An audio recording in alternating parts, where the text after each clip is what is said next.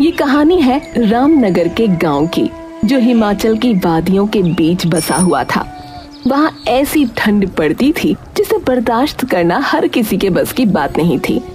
सर्दी के मौसम में एक गरीब परिवार का सरवाइव करना तो लगभग नामुमकिन था। और इसी जगह रहता था एक मोची, जिसका नाम गोपी था। ए गंगा, मैं काम पर जा रहा हूँ। चाय तो पीते जाओ। अरे चाह लाओ जल्दी लाओ, आज पहले ही देर हो गई है। पिताजी मैं भी आपके साथ चलूं? अरे तू कहाँ जाएगा रे? मैं तो काम पे जा रहा हूँ। मुझे भी आपकी तरह जूतों की मरम्मत करनी है। हे भगवान, कैसी बातें कर रहा है तू? सारी दुनिया जहान बड़ा आदमी बनने का सपना देखती है और तू अपने बाप की तरह मोची बनना चाहता है। अरे गंगा, ये चंदन अभी छोटा है, उम्र के साथ समझ जाएगा। ठीक है? ये सब तुम्हारी वजह से है। तुम अमीर होते तो ये सब ना होता। वैसे भी सर्दियाँ आ गई हैं, गरीबी का असली मजा तो अब आना शुरू होगा, क्योंकि बर्फबारी शुरू होने लगी है। फिलहाल अब जाओ यहाँ से, इससे पहले कि मुझे और गुस्सा आ जाए। अरे ठीक है बाबा, जा रहा हूँ। गंगा हमेशा गोपी को उसकी गरीबी का ताना देती रहती थी, पर गोपी बहुत सीधा था। वो उससे कुछ नहीं कहता था, लेकिन उसकी दिक्कत बस यहीं तक नहीं थी।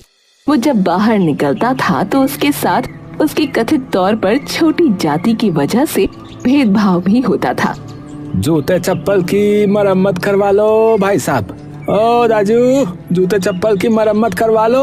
अरे चुप, तेरी हिम्मत कैसे हुई मेरी कोठी के सामने अपना ये सड़ा सा ठेला लगाने की? है बहुत बार मना किया है तुझे, पर तू मानता नहीं है ना। पर मालिक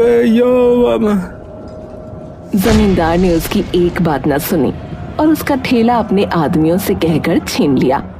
अरे साहब जी दया करो साहब जी दया करो साहब जी। ऐसे मैं क्या कमाऊंगा साहब जी, क्या खाऊंगा साहब जी, दया करो साहब जी। चला जा, वरना तेरी हड्डियां भी तोड़वा दूंगा, बता रहा हूँ। गोपी थके कदमों से घर की ओर चल दिया।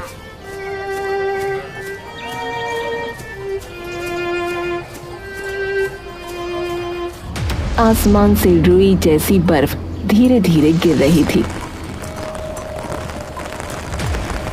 उसकी फटी चप्पलों में बर्फ घुसकर पैरों को सुन्न कर रही थी और उसके दिल में जलती हुई आग उसे ठंड महसूस नहीं होने दे रही थी। भगवान, मैंने किसी का क्या ही बिगाड़ा था? मैं तो बस मेहनत ही करता हूँ, फिर भी सब मेरे दुश्मन क्यों हो रहे हैं? उसकी आंखों के कोने भीग चुके थे। वो धीरे धीरे अपने छोटे से टूटे झोंपड़े की ओर बढ़ा। झोंपड़ी से धुआं नहीं उठ रहा था, मतलब चूल्हा ठंडा था। अंदर घुसते ही गंगा की झल्लाहट सुनाई दी। इतनी जल्दी क्यों आ गए? सर्दी में यूं बाहर मरे घूम रहे हो? कुछ काम धंधा हुआ कि फिर वही बहाने? गंगा, आज तो मेरा ठेला ही चला गया है। क्या? ठेला चला गया? किसने लिया? अरे वही जमींदार ने लिया। कहता है उसकी कोठी के सामने नीच लोग जो है ना, वो ठेला नहीं लगा सकते। उसके आदमियों ने सब उठा लिया है। क्या कह रहे हो तुम? किस हक से उसने तुम्हारा ठेला छीना? क्या वो भगवान है? जाओ जाकर पुलिस में शिकायत करो। अरे गंगा, पुलिस हमारी नहीं सुनती है। जमींदार के आदमी जो है ना वहां तक बैठे हैं, उल्टा हमें ही जेल में डाल देंगे वो। अरे तो अब क्या करेंगे? घर में आटा नहीं, दाल नहीं। चंदन 2 दिन से सूखी रोटी खा रहा है। मैं तो सह लूंगी भूख, पर तुम बताओ बच्चे को क्या खिलाऊं? क्या उसका भी पेट काट दूं? अरे अब भगवान जो करेंगे वो अच्छा ही करेंगे। तू परेशान मत हो गंगा, परेशान मत हो। अच्छा करेगा? हर बार यही बोलते हो। भगवान अगर अच्छा करता तो आज हमारे सर पर पक्की छत होती, न कि टपकती हुई झोपड़ी। गंगा की बातों में दर्द था, पर तानों का जहर भी। गोपी उसके शब्दों में छिपे दर्द को समझता था, पर जवाब देने की ताकत उसमें नहीं थी। वो बस एक टूटी सांस भरकर बोला, देख गंगा, कल से मैं जो है ना, मैं जंगल जा रहा हूँ। लकड़ियाँ जमा करके लाऊंगा, ठीक है? उन्हें बेचेंगे ना तो कुछ पैसे वैसे आ जाए, चूल्हा भी जल जाएगा और शायद जो है 2 वक्त की रोटी भी मिल जाए। और राशन वो कहाँ से लाओगे? चलो ठीक है, वो जो है ना सेठ मूलचंद, उनके पास जाता हूँ, शायद दे दे उधार। वो सेठ वही जो हर बार ताना मारता है। खैर जाओ कोशिश कर लो। गोपी ने अपनी फटी हुई कमीज का बटन बंद किया, फटे जूतों को खींचा और सेठ मूलचंद की दुकान की ओर चल पड़ा।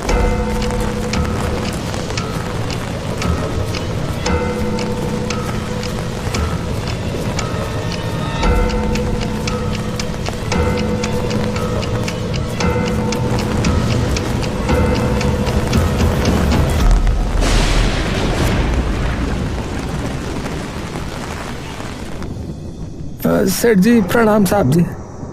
ओहो गोपी मोची, जरा दूर रहकर ही बात कर रहा मुझसे। बोल क्या काम है रे, क्या है? साहब जी वो घर में ना खाने को कुछ ही नहीं है। थोड़ा सा जो है वो राशन वासन मिल जाता तो थोड़ा गुजारा चल जाता है साहब जी। महीने के आखिर में चुका दूंगा साहब। अरे उधार तुम जैसे लोग तो जो है बस भगवान भरोसे रहते हैं रे हैं? लेकिन चलो कोई नहीं कोई नहीं, एक शर्त पे दूंगा। हाँ एक शर्त पे। क्या क्या शर्त है साहब जी? देख ऐसा है, अपना तू घर ना जो है वो मेरे नाम कर चल, बदले में तेरे को फिर जितना राशन चाहिए वो ले जा तू यहाँ से। जब तक जियो, जब तक जो करना है करो, तब तक खाते रहना फिर, ठीक है? घर मेरे नाम कर फिर चल। है घर पर साहब जी वो तो मेरा एकमात्र आसरा है, वो दे दूंगा फिर मैं कहाँ रहूंगा? अरे तू बचेगा तो ही तेरा आसरा तेरे काम आएगा कि नहीं आएगा? है ठंड में मर गया है तो घर की जरूरत किसे पड़ेगी? बोल बोल। गोपी सोच ले। हाँ ये मौका जो है ना बार बार नहीं मिलेगा। हाँ सुनहरा मौका है ये। गोपी कुछ देर तक खामोश खड़ा रहा। उसकी आंखों के सामने गंगा और चंदन का चेहरा घूम रहा था। पेट की भूख और जरूरतों का बोझ उसके आत्मसम्मान से भारी पड़ गया। उसने कांपते हाथों से सेठ के कागज पर अंगूठा लगा दिया। ये शाबाश। अब तू जो है ना ये दुकान गोदाम से जो है जितना राशन चाहिए ना उठा ले, ठीक है? ले जा जा। थोड़ी देर बाद गोपी थैला भर राशन लेकर घर लौटा, लेकिन गंगा तो सच्चाई जानते ही तुनक पड़ी। क्या तुमने हमारा घर उसके नाम कर दिया? गोपी तुम्हें समझ नहीं है क्या? वो सेठ बड़ा चालाक आदमी है, वो तुम्हारे सर से छत खींच लेगा। गंगा राशन तो देखो कितना सारा लेके आया हूँ है? चंदन जो है अब भूखा तो नहीं सोएगा, थोड़ा सा बेच देंगे तो पैसों का जो है वो भी इंतजाम हो जाएगा। तुम भरोसा रखो सब ठीक हो जाएगा रे। ठीक? तुम्हें लगता है कुछ ठीक होगा?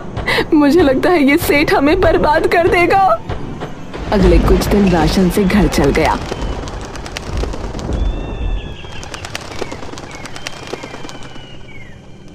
फिर एक सुबह गोपी ने सोचा जो कुछ बचा है बाकी भी ले आऊं, ताकि सर्दियों की असली मार से कुछ राहत रहे। वो सीधा सेठ मूलचंद की दुकान की तरफ चल पड़ा।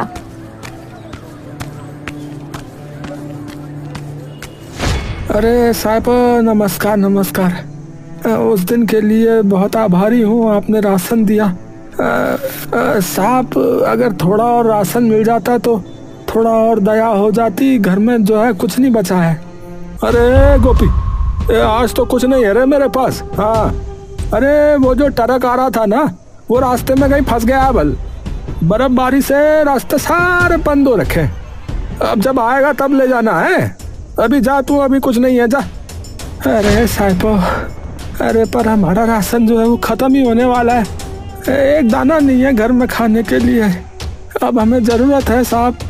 अरे गोपी बोल दिया है तुझे है, रास्ते बंद हो रखे हैं। मैं तो कह रहा हूँ अभी जा, अब घर संभाल अपना, यहाँ अभी कुछ नहीं मिलेगा, जा अभी। गोपी ने दुकान का गोदाम, तख्त, पूरी दुकान, हर कोना देखा।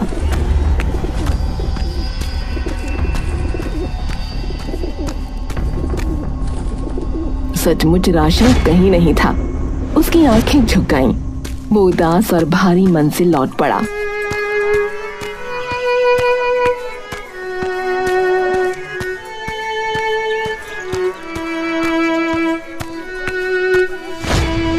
अरे गंगा वो सेठ कह रहा है कि माल जो है ना वो कहीं रास्ते में फंस गया है। बल कुछ नहीं है। देखा, मैंने कहा था ना तुमसे, वो सेठ कितना चालाक है। पहले तो घर मांग लिया, अब राशन का बहाना बना रहा है। मैंने कहा था ना, ये आदमी कमीनों का राजा है। ए गंगा, तुम मत हंसो, बस मैं हाथ जोड़ रहा हूँ। ये बात पेट की है। हाँ, पेट तो पेट काट लो। तुम हमेशा कुछ न कुछ उम्मीद जता देते हो। अब तुमने घर भी दे दिया। हे भगवान, चंदन की तबीयत भी ठीक नहीं है, बताओ क्या करें। कड़वी हंसी और शिकायतों ने घर को घेर लिया। गंगा उस पर टूट पड़ी, प्रश्न, ताने, दर्द सब एक साथ। चंदन, जो अपनी छोटी आंखों में बेबसियत लेकर खड़ा था, अचानक रो पड़ा और उसके छोटे छोटे शब्द घर की दीवारों में गूंज गए। मम्मी, पापा ने तो घर बेच दिया, क्या अब हम सच में बेघर हो जाएंगे? चुप कर बेटा, ऐसी बातें मत कर। तुम बड़े होकर कुछ बड़ा बनोगे, पर तुम्हारे बाप को मैं कभी माफ नहीं करूंगी। गंगा, घर का जो थोड़ा बहुत राशन बचा है उसे आप बेच देते हैं, पैसों से कुछ खाने का इंतजाम कर लेंगे, और जो है ये चंदन की दवाई का भी। जो तुझे सूझता है वही कर ले, मुझे कोई मतलब नहीं रहा अब। तुम तो चाहते ही हो कि हम मर कर जाएं। गोपी ने मुंह पर ठोस लकीर ले ली और बचा हुआ छोटा सा पर्चा, कुछ आटा दाल का हिस्सा लेकर बाजार की ओर निकल पड़ा। वो पता नहीं कितनी बार खुद को टूटते हुए महसूस कर रहा था, पर बच्चे के लिए वो कुछ भी कर सकता था। अरे दाजू, जल्दी करो, जल्दी, हवा तेज हो रही है। हवा है? क्या हवा हो रही दाजू? कैसी हवा? अरे सुन नहीं रहे हैं? लोग कह रहे हैं बर्फ की आंधी आ रही है। जो लोग घर से बाहर हैं, चलो भागो कह रहे हैं वहाँ। झट से अपने लोगों को जो है सुरक्षित जगह पे ले जाओ। हाँ, सारा बाजार हलचल में आ गया। लोग भगाए जा रहे थे, दुकानें बंद हो रही थी। गोपी ने जल्दी से जो भी पैसे मिले और जो थोड़ी सी रोटी बची थी उसे उठाकर घर की ओर भागा। गंगा, चंदन, तैयार हो जा बाबू, बर्फ का तूफान आ रहा है। बल हम वहाँ जाते हैं जंगल की तरफ, जहाँ पेड़ जो है ना बहुत घने हो रहे हैं। जंगल? यहाँ से? पर कैसे? अरे जाना पड़ेगा, जंगल में पेड़ों के बीच में हम जो है ना छिप जाएंगे। वहाँ जो है आग भी जला के जो है थोड़ा बहुत गर्म रह सकते हैं ना। सब गांव वाले जो है वो भी जा रहे हैं, जल्दी करो, जल्दी करो। जैसे ही गोपी ने ये कहा, गंगा ने फटाफट जरूरी सामान समेटा और सब जंगल की ओर निकल पड़े। बर्फ के छोटे छोटे गुब्बारे हवा में नाच रहे थे और आसमान होकर काला हो रहा था।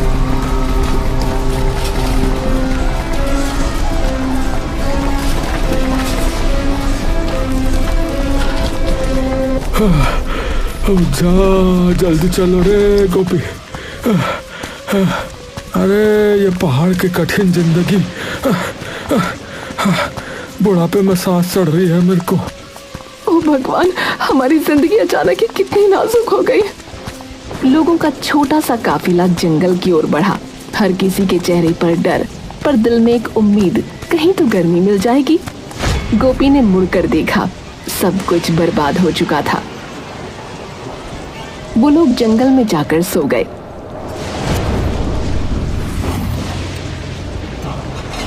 गंगा, गंगा, जल्दी उठो, जल्दी उठो, जंगल में पानी भर रहा है, पानी भर रहा है, जल्दी उठो।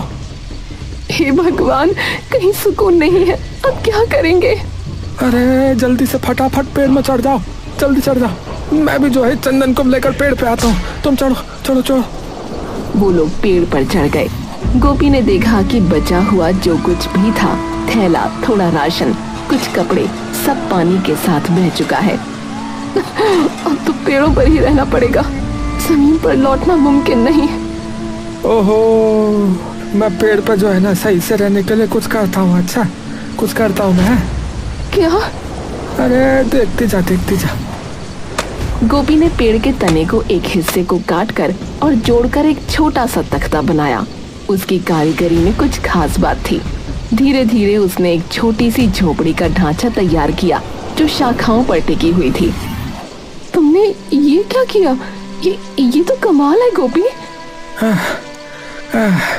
अरे बस ये छोटी सी झोपड़ी बन गई।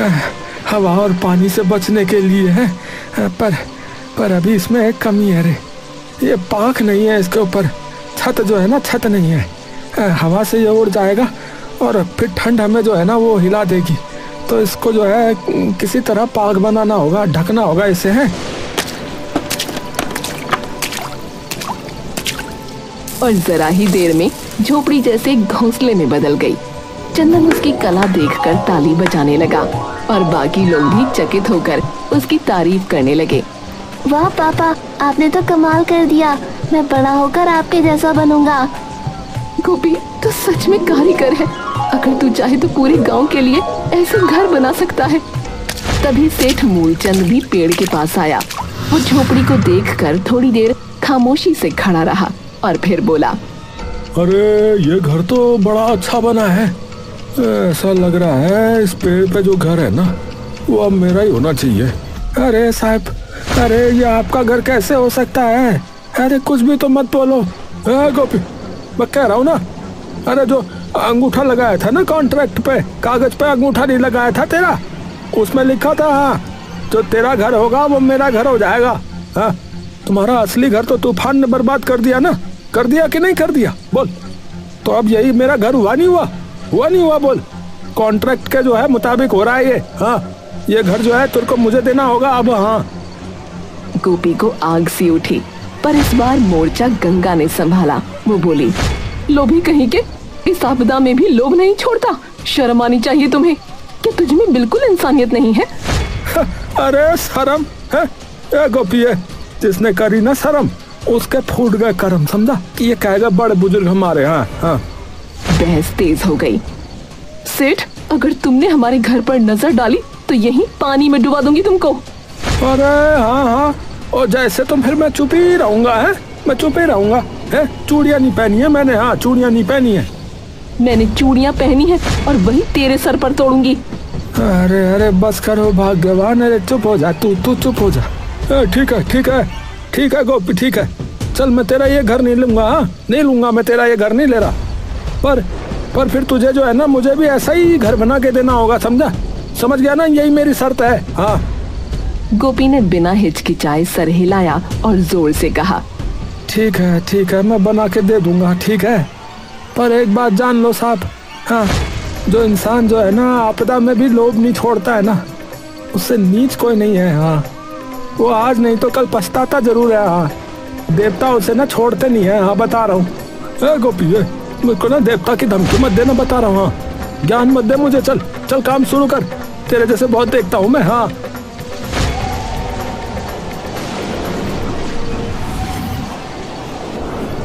गोपी ने पेड़ के तने पर फिर से कुल्हाड़ी मारी। हवा में लकड़ी की खुशबू घुल गई थी। ठंड अब भी थी, लेकिन उसके पसीने से कपड़े गीले हो रहे थे। चारों तरफ सन्नाटा था, सिर्फ कुल्हाड़ी की टक टक टक की आवाज। तभी वो सेठ से बोला, सेठ, अगर कल को ये तूफान थम गया ना तो तू मेरा असली घर मुझसे नहीं मांगेगा, बता रहा हूँ मैं। हाँ, वो मेरा ही रहेगा अब। हाँ, ठीक है, फिर ठीक है, मैंने कह दिया है। हाँ, लेकिन फिर मेरी एक शर्त है। हाँ, शर्त है मेरा घर जो है 3 मंजिला होना चाहिए, समझ गया? 3 मंजिला बनेगा। हाँ, वो भी ऐसा कि दूर से चमके। समझा नहीं समझा तू? है, मैं कोई आम आदमी नहीं हूँ, समझा? मैं सेठ हूँ, सेठ, समझा? अरे जो हुकुम मालिक, जो हुकुम साहब। गोपी दिन रात काम में लगा रहा। लकड़ी काटी, बेलों को जोड़ा, शाखाओं से फर्श बनाया। उसकी हथेलियां फट चुकी थीं, लेकिन हौसला कम नहीं था। गंगा और चंदन भी उसे देख रहे थे। अम्मा, बाबू तो जैसे कोई जादूगर लग रहे हैं। हाँ बेटा, गरीब के हाथों में मेहनत का जादू ही तो होता है। मैंने ही बस कभी नहीं समझा। आखिर वो दिन आया जब 3 मंजिला लकड़ी का घर बनकर खड़ा हुआ। पूरा जंगल उस घर को देखकर दंग रह गया। ओ जा मेरी बाबा, अब हुई ना बात ये। अब तो कोई राजा भी देखेगा ना वो भी जल जाएगा। हाँ, इतना बढ़िया हो गया ये तो। अरे साहब, अभी घर पूरा नहीं हुआ है, इसे जो है पेड़ की छाल से ढकना होगा, नहीं तो जो है खराब हो जाएगा। बारिश हवा अंदर आएगी और बर्फ भी अंदर आएगी तो ये फिर ठीक नहीं होगा ये साहब। नहीं रे गोपी, नहीं, मेरा घर किसी चिड़िया के घोंसले के जैसा थोड़ी दिखेगा है। सेठ जी हूँ मैं यहाँ का। हाँ, ऐसा ही ठीक लग रहा है मुझे ये। हाँ ऐसा ही ठीक है ये, रहने दे, कुछ नहीं होगा, कहीं नहीं जा रहा है ये घर, बढ़िया हो गया। गोपी ने सेठ को समझाने की कोशिश की लेकिन वो नहीं माना। इसके बाद गांव वालों के कहने पर गोपी ने सबके लिए छोटे छोटे घर बनाए। हर घर को उसने पेड़ की छाल से ढक दिया। ओ जा, जिसे हमने नीच समझा वही तो असली उस्ताद निकला रे। रात गहराने लगी, हवा फिर से तेज हुई। अचानक तेज बारिश शुरू हो गई और बिजली ने जंगल को रोशन कर दिया। गांव वालों के छोटे घर मजबूत थे, छाल से ढके हुए, तो उनमें सिर्फ हल्की सरसराहट हो रही थी। लेकिन सेठ का 3 मंजिला घर हिलने लगा, दीवारें कांपने लगीं। अरे जाओ भगवान, अरे ये क्या हो गया? अरे इतनी ठंडी हवा कैसे चल रही है ये? अरे ये क्या उखड़ गया? अरे यहीं से हवा घुस रही है। अरे इतना जाड़ा हो रहा है, इतनी सर्दी में तो मैं मर ही जाऊंगा रे। अरे कोई तो बचाओ रे। छत का एक टुकड़ा उखड़ गया, हवा सीधा अंदर घुस आई। अरे गोपिया, कहाँ गया रे? अरे कोई तो बचाओ मुझे। गांव वालों ने आवाज सुनी लेकिन सब चुप रहे। सेठ जैसे तैसे बाहर निकला, भीगा हुआ, थर थर कांपता हुआ। गोपी, अरे मुझे अपने घर में जगह दे, मैं ठंड में मर जाऊंगा रे। अरे बहुत जाड़ा हूँ मेरी। अरे नहीं गोपी, इसे याद है तूने जब मदद मांगी थी तो ये हंसा था। अरे गंगा, अगर हम इसके जैसे बन गए तो फिर फर्क ही क्या रह जाएगा इसमें और मुझ में? है फर्क ही क्या रहेगा बोल? अरे जल्दी जल्दी अंदर आजा सेठ, जल्दी अंदर आजा, बाहर बहुत जाड़ा हो रहा है। अरे गोपी, अरे तू बहुत बड़ा आदमी निकला रे, बहुत बड़ा आदमी निकला है तू। जी रहे, मैंने तेरे साथ बहुत बुरा किया पर तूने जो है मेरी जान बचा ली रे।